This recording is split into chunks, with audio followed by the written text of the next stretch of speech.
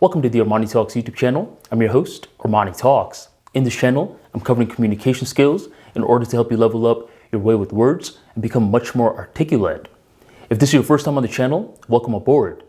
Every Mondays, Wednesdays, and Fridays, I'm dropping brand new videos on topics such as public speaking, social skills, emotional management skills, along with other topics which will help you develop your street smarts and build your resilience. Join the tribe by hitting the subscribe button right down below, hit that bell notification, and never miss another video again. If you're a returning viewer, welcome back, and be sure to drop that like on your way in. Quick little announcement. If at any point you have bought some sort of product from the Armani Talks brand, whether it's a paperback, Kindle, ebook, audiobook, anything that you can think of, be sure to shoot me an email at admin, A-D-M-I-N, at armanitalks.com. I may have a gift for you. Now, with that being said, let's get started with today's episode, which is about jealousy. Jealousy is a lot like humor. When you see someone laughing, it would be a ridiculous question if you go up to that person and you're like, who taught you how to laugh? This person's going to look at you and be like, no one taught me. I always knew how to laugh. It's because laughing, it's something that is ingrained in a person. Likewise, with jealousy, if you can spot someone as being jealous and you go up to them and you're like, who taught you how to be jealous? This guy's going to look at you like you're crazy. They're going to announce or probably hide that no one taught me how to be jealous. I was just like this. So in many ways, emotions are not something that is taught. It is something that is ingrained. And when something is ingrained, it's not necessarily smart to try to just kill it, which may be one of the first things that we try to do in terms of an emotion that doesn't have a nice narrative, like anger, like sadness, and like jealousy. It's much smarter to use all forms of emotions in a way where it serves us. And it can only serve us when we're not identifying with the emotions. And jealousy is one of those emotions that becomes a force amplifier in terms of charisma, emotional management skills, and storytelling skills once we understand how to leverage it. So in today's video, you are going to learn the art and science of using jealousy to your favor. If you're ready and excited for today's episode, go on and drop that like for me right down below. The evolution of jealousy. When you're a kid, you'll notice that the type of jealousy that you feel is often product related, which basically means that, let's say you have a PlayStation and your best friend recently just got a PlayStation 3. You're like, Mom, Dad, how come he gets a PlayStation 3 while I just have a PlayStation? And a part of you starts to get jealous towards your friend because he has a better product than you. But as you're evolving as a person, as you're adding more years, as you're going from 5 to 25 to possibly 55, nowadays, a lot of the jealousy is not only product related, it's more so identity related. At this point, if someone is getting a new car, a car that you've been wanting to get for a long time, you're like, does this guy think he's better than me?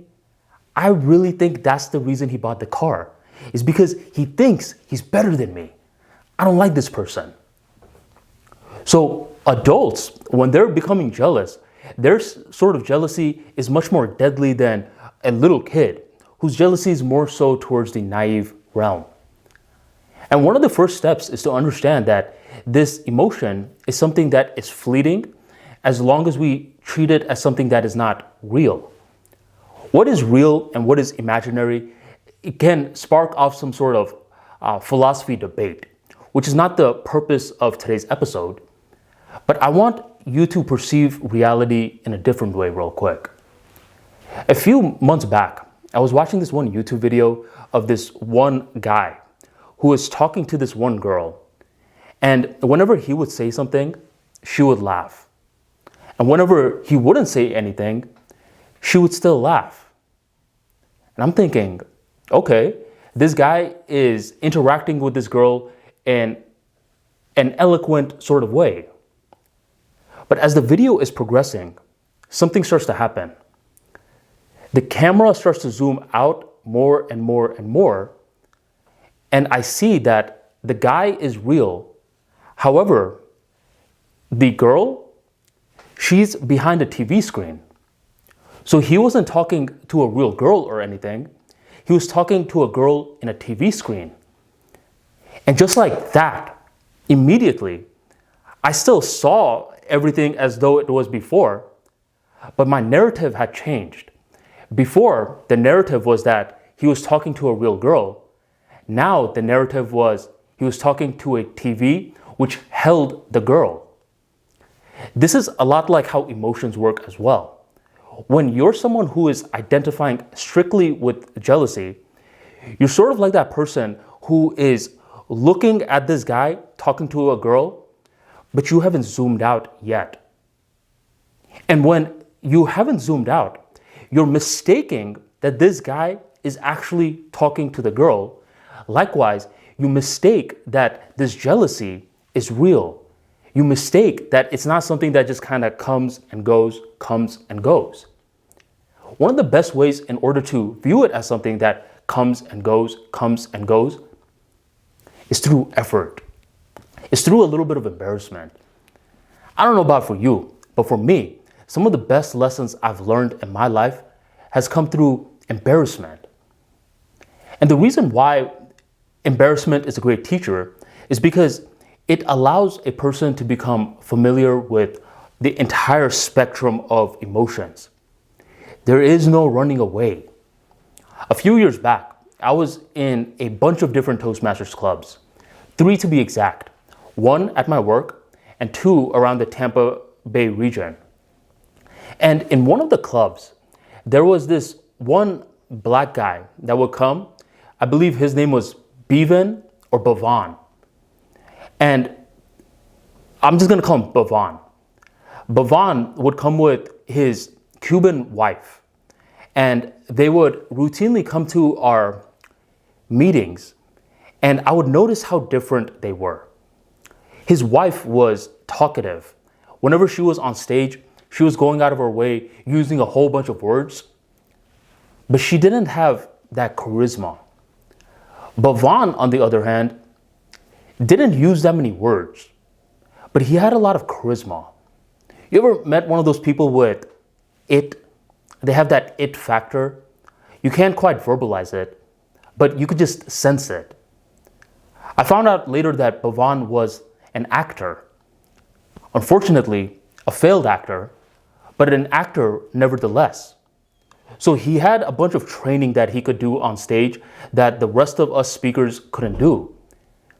And what started to happen was that there was this small little competition that was brewing between myself and Bavan. I noticed that routinely when we were going head to head, he would win the ribbon. He would win the table topics ribbon. He would win the best speaker ribbon. And he would win the best evaluator ribbon. I was getting mad. I was getting jealous. I was looking at him and I'm like, man, he's barely even saying any words. How is it that the audience keeps getting fooled by this guy? This guy isn't that good. This guy's not a great speaker. Unbelievable. Well, what eventually happens is that our club is now competing for the Toastmasters competition, and the winner goes to the regionals. And what happens is I'm eventually having to face off against Bavan.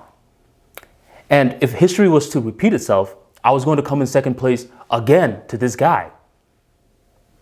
But luckily, history did not repeat itself.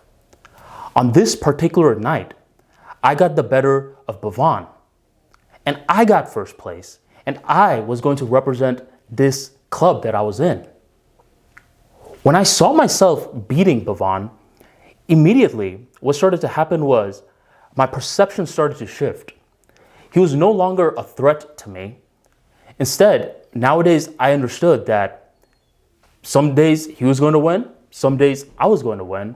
And it was better not to even think of it as this sort of competition, because with public speaking, it's a creative act. It's best with creative acts when you compete against your prior day self, so you can learn from everyone. What started to happen after I beat Bhavan on that particular night was that for the rest of the meetings throughout the year, I started to perceive Bhavan in a different way. And I was stunned. I noticed that, yes, he didn't use too many words, but what he did was something that was very unique to me. He had this way of smiling when he was speaking, and when he was smiling, with the few words that he was using, I physically felt different. I always felt like he was on the verge of telling me some sort of joke. And that's why I was engaged with him, even when I used to be jealous of him. And he started to teach me that when you're on stage, using words is just one part of communication.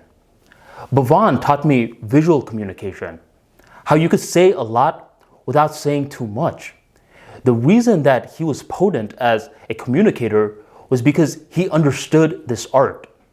Maybe it was from his acting lessons, or maybe he just had a lot of self-awareness, but he knew how to use his body effectively in order to convey a message. And once I stopped being jealous of him, I was able to learn so much from just watching how he carried himself on stage. And those are lessons that I could have learned way earlier if I had not been jealous of him in the beginning stages. So I felt embarrassed. I was like, man, what were you doing? How many other people were you jealous of that you could have been learning from? All right, you got to start to use this emotion towards your favor. And from there, what I learned was, in order to use the emotion towards your favor, you got to be like that one video that I was talking about, where you're zooming out and you're realizing that this emotion, it's not that it doesn't exist, but it's just a virtual depiction. It's something once you zoom out. And you zooming out is equivalent to you making yourself aware of saying, yes, I am jealous. I am jealous of Bhavan or Bhavan, whatever, for constantly beating me. And simply through that, boom, acknowledgement, what happens is the whole zooming out process starts to happen. And how far you zoom out is completely up to you, but it honestly just starts off with, yes, I am a tad bit jealous of this guy. And from there, something magical happens. An emotion is simply a feeling, a physical feeling, plus a perception. The perception is the narrative portion, which happens in the mind, and the feeling occurs in the body. It's difficult to always control the feelings, but it's much easier to control the perception. It's much easier to control the perception once we identify as awareness rather than the perception. So once I start to keep zooming out, and this was this muscle that was being worked out, I started to control the perception now. And by controlling the perception, I was able to now control the feelings, which controlled the emotion. And over time, what started to happen was that there's different ways I was able to control the perception. Sometimes it's as simple as saying, yes, I am jealous. And simply making that acknowledgement allows me to understand, who cares? You know, he won this time. It is what it is. Other times, through that acknowledgement, I get another creative insight that says, but why did he win? Did you see that he's smiling a lot more? Maybe that could help you out in your journey. And another time, in order to influence the perception, I could create stories. Right now, this process of me turning that event from my life into a story allows me to further identify as awareness and influence the perception. So how you try to control jealousy from your end is up to you. But the first step is to realize that this jealousy is sort of like that girl that was on the TV screen. It's not real. And the only way that you will understand it's not real is once you start the zooming out process. In the zooming out process, you will learn to build thick skin. You will learn to compete against yourself and not others. Once you start to compete against yourself, your prior day self, you learn to collaborate with others. Once you collaborate with others, you learn about the micro moves that the Bivens in your world is capable of doing. The little smiling and these micro movements. So use jealousy. Allow it to be a force amplifier to your personality. Never be used by jealousy because it is eventually going to corrode you from within and you're going to feel more separated from the world. So that's jealousy in a nutshell. Learn to zoom out. If you enjoyed today's episode, be sure to hit that subscribe button right on below and hit that like so other people can see this video. And just one more quick reminder, if you have bought any sort of products from the Armani Talks brand, be sure to shoot me an email at admin@armanitalks.com to claim your free gift. Thank you very much for joining the Armani Talks YouTube channel, and I'll catch you on the next episode.